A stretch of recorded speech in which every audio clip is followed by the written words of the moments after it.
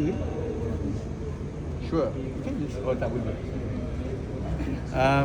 So sebab itu dalam kes mafia korporat kan, kalau ada businessman yang ada connection dengan SPRM, you can arrange in such a way that you can weaponize SPRM to interfere, to harass, to take over kan.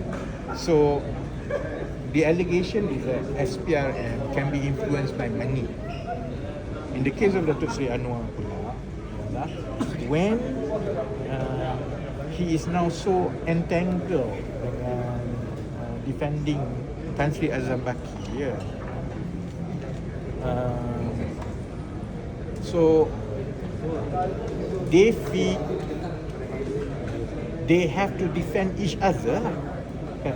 Sekarang allegation pasal corporate mafia, and then the shareholding, kemudian laporan jawatan kuasa siasatan yang masih lagi belum dikeluarkan, ada tuduhan daripada laporan Bloomberg yang Perdana Menteri minta supaya tidak dikeluarkan. All these intertwine Datuk Seri Anwar with Azam Baki.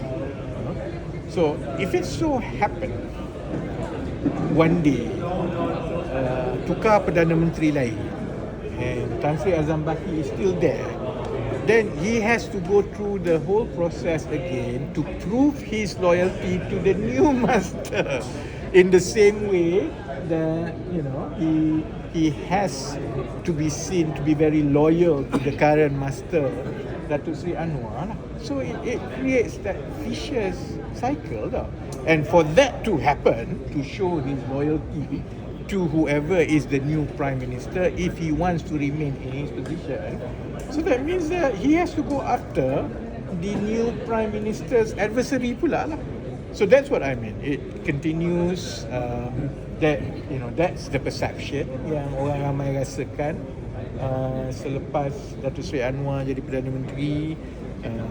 Ada pandangan bahawa kes-kes tertentu itu dilihat sebagai going after Datuk Seri Anwar's adversary, and if this is not stopped, then this vicious cycle will continue over and over again.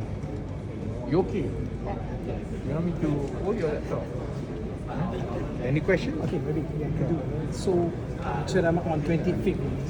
Okay, let's say ada juga desas-desus kata the most kemungkinan Tan Sri Azam Baki tadi sambung kontrak. So katakan ada announcement. So apa you punya next of action? No, tuntutan itu jelas. Saya pun sebut, saya ingat speaker lain pun sebut. Actually dia bukan batang tubuh. It is not about Azam Baki per se as an individual. Our concern is the integrity and independence of SPRM.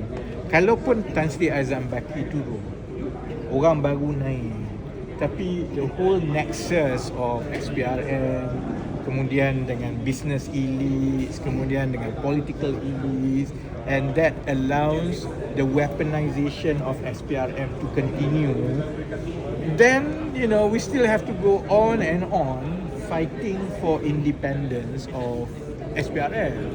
Dia sama, saya ingat the previous generation when Bersih started. It is actually not about the pengurusi SPR. It's about the reform of the election system so that it's free, fair and transparent. So I'm very clear, and I think everyone in the penganjur, secretariat, everyone who appear and support this is very clear that we ask for reform of the institution. And tuntutan-tuntutan itu pun sangat jelas, sebab itu dia mesti diletakkan di bawah parlimen. Kami sekarang yang ahli parlimen 10 orang ni, we are banging table starting with the AG, starting with the public prosecutor, meaning that you must start bringing the parliamentary process into vetting, into confirmation and removal. Sama juga dengan SPRM lah, maksudnya calon-calon untuk Ketua Pesuruhjaya SPRM in the future must be submitted to Parliament, vetted by Select Committee, Kemudian it must go through confirmation voting, barulah boleh diangkat. And then there must be a removal process by Parliament in the case of macam sekarang kan. And also there must be accountability to Parliament lah. So whether or not Azam Baki stays, Azam Baki doesn't stay, I think what people are most disgusted is actually not the person per se, is the fact that how come SPRM has been dragged. Everything that we find out about corporate mafia, about harassment, about the weaponization, that's what we want to stop. Okay? I think she's really struggling. Oh, at least she's not. Habis ke? Dia lagi. Soalan politik. Soalan politik. Baru-baru ni ada satu kabar angin. Presiden Kabar PKR. angin. So kita nak you confirm lah. Okay. You confirm lah. Presiden PKR panggil beberapa MP PKR yang kononnya sekutu. Dia je tak dipanggil. Tak, saya tak dipanggil. Dia dipanggil? I dengar dia tak pergi. Dia tak nak pergi jumpa. Dia tak ada. panggil. No invitation at all.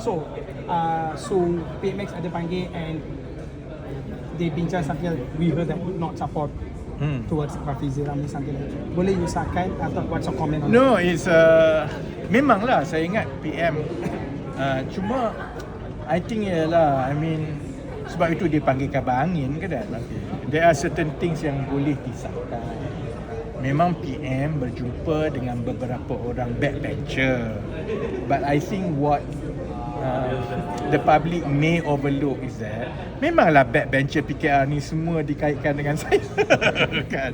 Sebab we are the senior ones and we are no longer in government. We are not front benchers kan. Jadi memang tinggal kami je lah backbenchers. Jadi nak kata PM jumpa backbenchers yang rapat dengan Rafizi tu, kalau PM jumpa backbenchers, memang backbenchers tu rapat dengan saya lah. That's number one lah kan. I mean you can get more detailed info from the backbenchers lah. But obviously lah, they share story. Actually dia tak ada lah perspektif jangan sokong Rafizi ke apa semua. I think it's my impression was it was a normal conversation lah. PM assures the backbenchers yang dia jumpa bahawa he respects the right of these backbenchers to voice out. It's mostly very fatherly kot Zahir. No, Zahir. Tanya Zahir. He had a meeting. Tanya dia. Actually, it's okay. One thing when kau tak bagi ucapan, kenapa kau tak ada suara? ada. Actually, when the thing crops up, okay, we keluarkan kenyataan akbar dan sebagainya. So after some time, PM tak jumpa kita orang dah lama lah. So dia panggil. So when he call me up, it's one-to-one dia jumpa lah. Jadi the first thing yang dia tanya, Zahir, kenapa keluarkan kenyataan? So I told him to respond to that. I told him that okay, kenyataan tu is fair. One thing what we highlighted is actually things of our concern, our mutual concern. Isu yang semua tahu where we stand. Jadi nothing surprise lah. Nobody sepatutnya terperanjat pun. Benda tu memang kita dah tahu. Our stand is as such. Then that was the beginning of the discussion lah. Then few things were discussed. I did ask PM actually specifically on Azam Baki. Masa jumpa dengan dia masa tu, PM assured me that okay, Azam Baki ni tidak akan dilanjutkan. Itu masa itulah. Sekarang ni dan apa akan berlaku dalam masa beberapa minggu akan datang. When was this maybe? About 4 weeks back. Jadi that's it. There are few other things but I think we leave it macam tu. Kenapa hanya segelintir aja dipanggil? Not everybody. Everybody. Almost all the backbenchers. Maybe Wang Chen baru kata dia tak dipanggil. No, I wasn't. There's only three of. Yeah lah, I don't know. I see the Prime Minister all the time. A few years ago. Nazmi and Wabi, Wang Chen tak dipanggil lah. And Nick, I think the three of us. Saya tak ada WhatsApp. How do you call me? Saya tak angkat phone. You guys try kan call aku, memang takkan angkat phone lah. So no, so actually almost all kan. Everybody. Except 3 lah. Except three of us. Nothing there. Nothing Nothing there. unusual lah, Nothing it's there. normal. Actually, nothing there. So it was not a big concern. Apa kan nothing there. It's a sembang pun. I mean, PM pun knows that because the backbenchers. The three of us actually spent a lot of time with the Prime Minister over the last 16 years. Ah. So they know our character. He's not gonna try and Jedi mind trick me anything lah, please lah. So don't bother lah. That's why maybe lah. KM tahu where we stand. They know what we stand for. So I don't think So there's- it's not a. It's not And an dia issue. tahu people like me or ni or maybe Wong Chen maybe kah kepala ke apa kan. So but he also knows where each of the backbenchers stand on these issues. He also knows that we share notes. Kan? So it was nothing unusual. In fact, it's good that he sits down dengan backbenchers. That was what I used to tell him juga. He needs to sit down more dengan the backbenchers and the party leaders and so on. Otherwise, I think in the first 3 years, he spent most of his time with government officers. And therefore, I had a concern that there was not enough political validation because the good thing about backbenchers, about party leaders, they are on the ground. And kita yang menteri semua, we are surrounded by government officers. Very unlikely government officers tell you bad news. It's always good news. So, in fact, I think what he's doing is actually quite good because we've raised it up many times before. He needs to spend more time with the backbenchers. Nanti saya buat balik. Okay. Thank you. Balik lah, ni nak demo. Okay.